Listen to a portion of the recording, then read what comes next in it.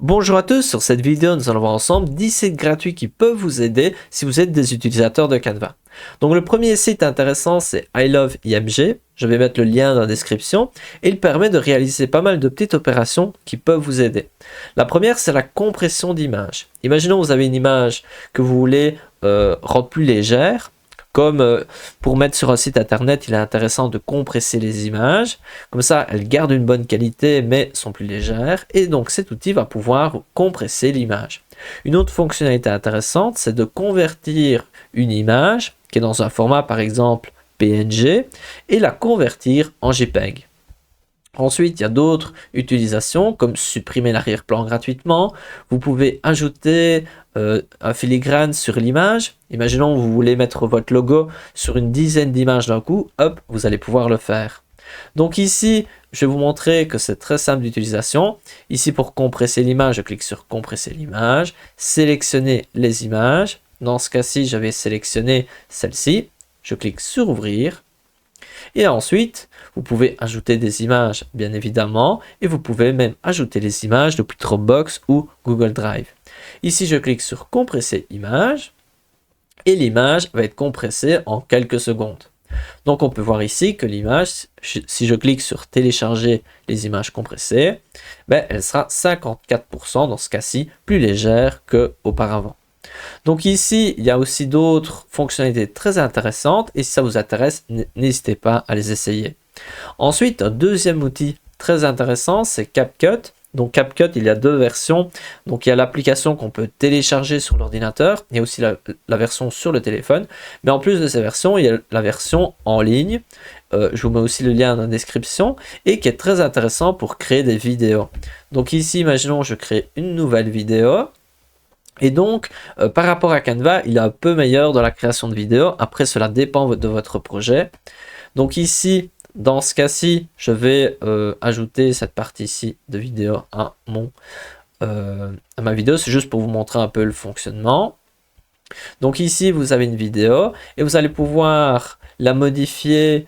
Donc ici, avec par exemple réduisant un peu comme ceci, mais vous allez surtout pouvoir bénéficier d'outils d'intelligence artificielle dont deux très intéressants.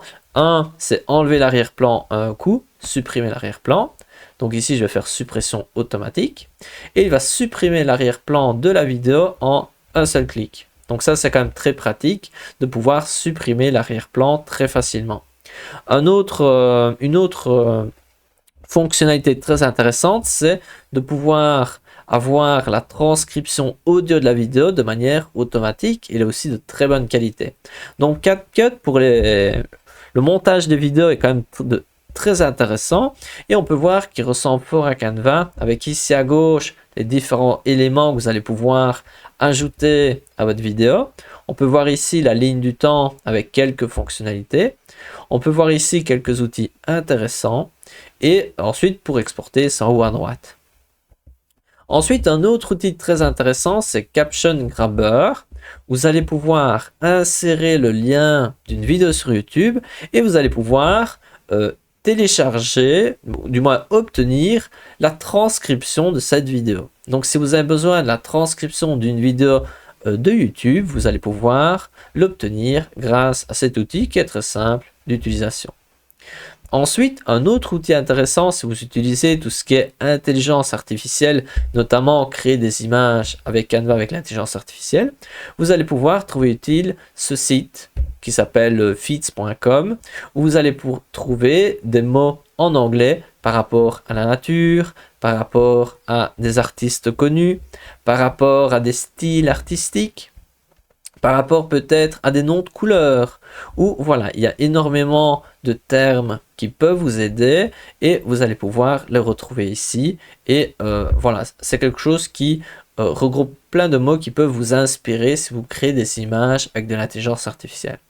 Un autre site qui ressemble à I Love IMG, c'est I Love PDF. Celui-ci peut être intéressant si vous élaborez un PDF avec Canva. Vous allez pouvoir premièrement fusionner deux PDF en un. Vous allez pouvoir diviser un PDF en deux, compresser un PDF. transformer un PDF en Word, un PDF en PowerPoint. On peut voir qu'il y a plein d'utilisations possibles. Modifier un PDF, ajouter un filigrane, donc une petite image sur un PDF. Vous allez pouvoir signer le PDF. Voilà, il y a plein.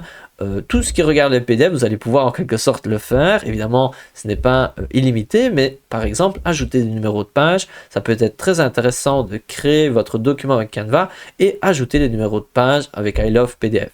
Donc voilà, cet outil est aussi simple d'utilisation et fonctionne très bien. Donc je vous le recommande si vous avez besoin de modifier un PDF.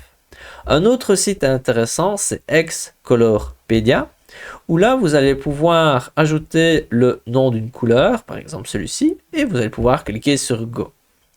En ajoutant donc la donnée de la couleur, vous allez pouvoir obtenir plein d'informations. Donc ici on voit que ça change un peu. Vous allez pouvoir obtenir l'équivalent dans le format rouge, vert, bleu de cette couleur. Donc ici, si c'est un peu trop complexe, ne vous tracassez pas. Mais en gros, en fonction En gros, les couleurs ont des codes et il y a plusieurs nomenclatures, plusieurs manières de définir ces couleurs, par exemple en pourcentage de différentes couleurs. Et donc ici, vous allez pouvoir convertir votre couleur avec cet outil, mais vous allez aussi trouver des couleurs complémentaires, vous allez pouvoir trouver des couleurs qui vont bien avec. Voilà, il y a beaucoup de choses à regarder. Je vous laisse un peu regarder si ça vous intéresse, ce monde des couleurs. Regardez par exemple ici, la couleur complémentaire, c'est celle-ci. Si vous voulez avoir 3 couleurs qui vont bien ensemble, vous pouvez le faire avec ceci. Et vous avez à chaque fois le code de la couleur que vous allez pouvoir insérer dans Canva. Donc ici, c'est peut-être un peu complexe, mais si vous êtes des utilisateurs de Canva et que vous avez besoin d'un outil vraiment pointu sur les couleurs, c'est quand même très sympa et c'est gratuit d'utilisation. Un autre outil intéressant, c'est Game Icons. Si vous ne trouvez pas les icônes dont vous avez besoin d'une certaine harmonie d'icônes, cet outil est quand même intéressant pour obtenir des icônes. Il est plus intéressant d'écrire en anglais, donc si j'écris Sun par exemple, et vous allez trouver des icônes qui seront peut-être adaptées. Donc c'est très chouette si vous voulez créer des jeux, mais même de manière générale, si vous avez besoin d'icônes, imaginons ici je pourrais prendre celle-ci. Et je ne suis pas obligé d'avoir ici du noir, je peux changer par exemple la couleur, je vais faire dans cette couleur là, donc je peux modifier et je peux la télécharger en PNG pour avoir la transparence tout ici. Donc voilà, ça c'est aussi un outil intéressant par rapport aux icônes. Autre site intéressant, c'est celui-ci qui va vous permettre de trouver des polices d'écriture. Par exemple ici, cherchons une police plutôt mexicaine. Donc on a besoin d'une police d'écriture mexicaine, on n'a peut-être pas trouvé ce qu'on avait besoin sur Canva. On regarde à chaque fois à côté de la police d'écriture si on peut l'utiliser pour une utilisation personnelle ou on peut l'utiliser même pour une utilisation commerciale, comme par exemple ici dans ce cas-ci, cette police d'écriture-ci, on voit qu'elle est 100% free. Dans ce cas-ci, moi je pourrais par exemple télécharger, je trouve que celle-ci est assez sympathique, je clique sur Download et je vais pouvoir donc télécharger, on voit mexicana.zip, j'ai téléchargé la police d'écriture que je vais pouvoir importer sur Canva, si je le souhaite, ou même sur un autre outil, peu importe. Un autre site intéressant, c'est Unsplash. Donc Unsplash est un outil qui permet de trouver des images libres de droit. Par exemple ici, on va peut-être trouver celle-ci sympathique. Et je vais pouvoir la télécharger gratuitement. Donc voilà, c'est un site très sympa, facile d'utilisation. Imaginons que je clique sur voyager, je vais avoir des images en lien avec le voyage. Et donc c'est vraiment des photos réalisées par des professionnels et on peut même écrire ici par exemple guépard et on va trouver des images de guépard. Faites attention, parfois il y a des photos payantes qui sont dedans. Par exemple ici, il y a un petit cadenas, cela veut dire que c'est Unsplash Plus, il faut un abonnement. Mais ici, voilà, par exemple celle-ci, hop, je peux la télécharger. Donc voilà. Ça, c'était l'avant-dernier outil. Dernier outil, c'est Adobe Podcast qui permet ici d'améliorer un audio. Donc, vous allez pouvoir importer un audio. Il y a une limite de taille, je pense c'est 30 minutes selon mes souvenirs. Et vous allez pouvoir améliorer, enlever un peu les bruits de fond et cela en 2-3 clics. Il suffit d'importer votre audio Et ensuite, vous allez pouvoir l'exporter avec ces améliorations. Faites attention que parfois, le résultat sera meilleur, mais parfois pas. Ça dépend. Je vous laisse essayer si vous avez besoin de ce genre d'outils pour modifier votre son gratuitement.